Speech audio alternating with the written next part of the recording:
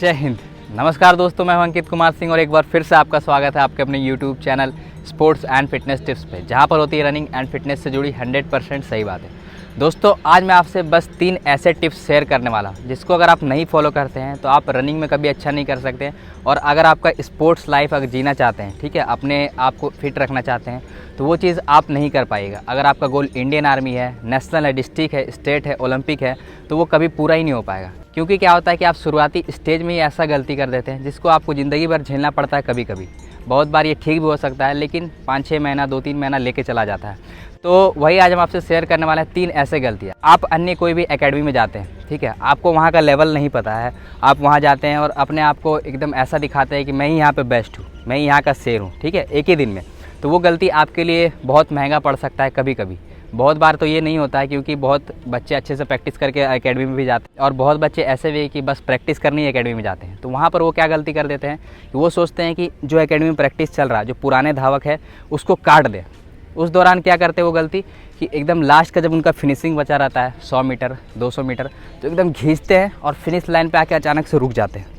सबसे पहली गलती और सबसे इम्पॉर्टेंट जो आपके लिए सीखने वाली बात है वो यह है कि ये चीज़ आपको नहीं करना है। आप कभी भी रेपिटेशन लगाते हैं, आप चाहे किसी भी लेवल की प्रैक्टिस करते हैं, आप अपने फ्रेंड के साथ भी रेपिटेशन लगाते हैं, मतलब कि आप अपने भाषा में आप लोग शूट बोलते हैं उसको। तो शूट का मतलब होता है अलग चीज़ और रेपिटेशन होता है अलग चीज़। शूट का मतलब हुआ एकदम खींच के लगाना और रेपिटेशन का मतलब हुआ अलग अलग इंटेंसिटी में आपको रिपीट करना कोई भी वर्कआउट को, कोई भी रेपिटेशन को, ठीक है।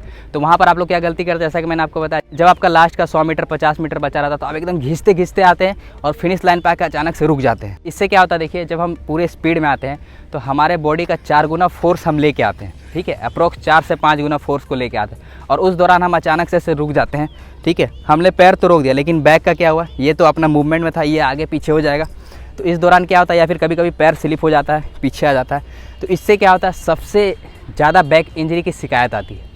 आपका जो लुम्बार रीजन है, ठीक है, आपका S1 S2 S3 S5, इसमें कभी कभी गैप आ जाता है। जब आप डॉक्टर के पास जाते हैं तो आपको पता चलता है कि इसमें गैप आ गया और वो ज़िंदगी भर आपके लिए कभी कभी परेशानी देते रहता है, ठीक है। तो ये चीज़ सबसे ज़्यादा इंपॉर्टेंट चीज़ है, इसीलिए मैं आपसे शेयर करने वाला हूँ। ये मेरा खुद का एक्सपीरियंस है।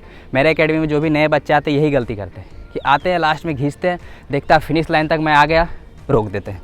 इससे यही गलती होता है कि आपका बॉडी मोमेंटम में रहता है और अचानक से आप उसको रोक देते हो। किसी गाड़ी को मान के चलो 100 के स्पीड में जा रहा है, अचानक से ब्रेक मार दी, पिछला उड़ जाता है कि नहीं चक्का, या फिर गिर जाते हैं कि नहीं। तो वही चीज़ यहाँ पर होता है। ये चीज़ आपको नहीं करना है। ये सबसे ज़्यादा अगर बैक इंजरी आपका होता है, अगर हुआ है, तो बैक इंजरी का यही रीज़न सबसे बड़ा होता है, क्योंकि आप अचानक से खींचते हैं और अचानक से आप रुक जाते हैं। ये पहला चीज़ आपको समझना है और ये मेरा एक्सपीरियंस आपको हमेशा काम आएगा। ये हो गया हमारा पहला गलती। अब जब हम बात करते हैं हमारे दूसरे गलती की, तो वह क्या होता है कि आप किसी भी अन्य एकेडमी में जाते हैं और वहाँ पर जाते हैं जहाँ पर आप नहीं गए हो, ठीक है, आपको वहाँ के रनिंग का लेवल नहीं पता, वहाँ के लोगों का, वहाँ के जो धावक है उसका लेवल नहीं पता, तो आप सोचते हैं उसके साथ खींचते हैं, तो वो खिंचाते रहता है आपको, ठीक है। बहुत लड़का ऐसा रहता है कि चल तेरे को दिखाते हैं, तो जो कि पहले से प्रैक्टिस कर रहा 3 महीना 4 महीना पहले से, तो आप उसका बराबरी नहीं कर सकते। बहुत लोग नेचुरल होते हैं, ठीक है, जो कि अन्य से मतलब बराबरी कर भी सकते हैं हल्का फुल्का, लेकिन जो 3-4 महीने 5 महीने 1 साल 2 साल से प्रैक्टिस कर रहा है, आप जाके अचानक उसका बराबरी करने लगते हैं। उसका बराबरी में क्या होता है कि वो घिसते रहता है, आप भी घिसते रहते साथ में। उसके बाद क्या होता है, आपका मसल्स इंजर्ड, आपका नी में दिक्कत आ जाता है, आपका एंकल में दिक्कत आ जाता है, आप अगले 2-3 दिन के बाद उसको कंप्लीट कर ही नहीं पाते। तो यहाँ पर ये एकेडमी मेरे पास भी बहुत ये शिकायत आती थी। तो मेरे एकेडमी में भी सारे लड़के जो आते हैं बाहर से यही करते हैं। उनको मैं अच्छे से समझाता हूँ, अगर नहीं समझते तो वर्कआउट का लोड और ज़्यादा कर देता हूँ, उन्हें लेकर, समझ गए। तो यही चीज़ आपको समझना है कि अपने बॉडी को कम से कम 20-25 दिन टाइम तो दो। मानते हैं आपके पास बहुत ज़्यादा जोश होता है, किसी नए जगह पे जाते हो, आप मेरे एकेडमी आते हो या कहीं भी जाते हो, ठीक है, तो वहाँ का जोश रहता है, आप सोचते हो वहाँ के जाके हम बताएं कि हाँ यहाँ का राजा हम हैं।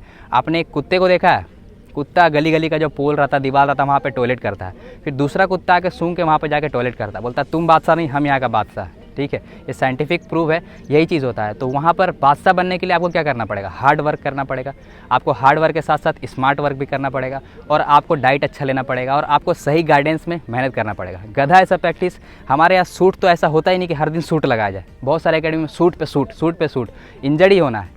उससे क्या होता है कि आपके मसल्स, आपके जॉइंट में बहुत ज़्यादा स्ट्रेस आ जाता है। तो क्या होता है, फिर आपका मसल्स और आपका जो बोन है, आपका जो जॉइंट है, वो जवाब देने लगता है। उसके बाद आप इंजर्ड रहते हैं। फिर मेरे पास आते हो, कहते हो कि सर वहाँ ऐसे करवा दिया था, बैक में इंजरी हो गया, मेरा घुटना में इंजरी हो गया। तो उसका जिम्मेदार खुद है। आप खुद ऐसे कोच के पास जाइए जहाँ पर ये सारा चीज़ आपको मिले, उनको नॉलेज हो, तभी जाकर आप एक अच्छा स्पोर्ट्स पर्सन, आपका जो इंडियन आर्मी गोल है उसको अचीव कर पाओगे। ये हो गया दूसरा गलती। जब हम बात करते हैं हमारे तीसरे गलती की, तो जो नए धावक रहते हैं या फिर आप नए अकेडमी जाते हैं तो वो क्या करते हैं, वार्म अप में ही बहुत ज़्यादा घींचते हैं। ये सबसे ज़्यादा देखा गया है यहाँ पर भी, मेरे पास भी। तो वार्म अप में घींचते हैं, तो वार्म अप में घींचने से कोई फ़ायदा नहीं। वार्म अप का मेन पर्पस होता है हमारे बॉडी को गर्म करना, हमारे टेम्परेचर को थोड़ा इंक्रीज़ करना, जिसके कारण हम जो भी वर्कआउट करें उसमें बेस्ट दे पाएँ, ठीक है, इंजरी फ्री रह पाएँ। तो आप उस दौरान घींचने लगोगे, फिर आप वर्कआउट में पीछे रह जाओगे, और वर्कआउट में भी घींच दिए तो आपके बॉडी में बहुत ज़्यादा स्ट्रेस पड़ जाता है, जिसके कारण आपको दिक्कत होता है। यहाँ पर आप देख सकते हैं हमारे पीछे इतने जो बच्चे हैं, इनका इसमें कोई गलती नहीं होता। मेरा अगर मैं भी किसी एकेडमी में जाता, मुझे भी अगर ज्ञान नहीं रहता, तो मैं भी वहाँ कोशिश करता यहाँ पर बेस्ट आना है, घींचना ही घींचना ही।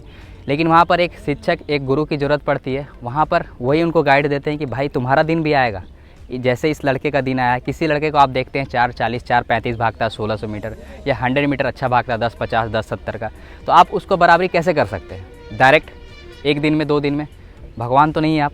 मेहनत करना पड़ेगा, डाइट अच्छा लेना पड़ेगा, वर्कआउट अच्छा करना पड़ेगा, अच्छे कोच के पास जाना पड़ेगा, तभी जाकर आपका रिजल्ट मिलेगा। नहीं तो आपको बथेरे इंजरी हो, कभी बैक इंजरी, कभी घुटना में प्रॉब्लम, कभी मसल्स फट गया, कभी मसल्स खींच गया, तो आपका ऐसा ही ज़िंदगी कटता रहेगा और आपका एम कभी पूरा नहीं होगा। तो दोस्तों यही था आज का इंपॉर्टेंट वीडियो। इन तीनों टिप्स को अपने दिमाग में, अपने जहन में बैठा के रखना, और ये गलती नहीं करना है। आपका बॉडी एक लेवल के बाद खुद आपको बोलेगा कि हाँ अब मैं अच्छा कर सकता हूँ, अब इनको भी काट सकता हूँ, इनके साथ भी चल सकता हूँ, ठीक है।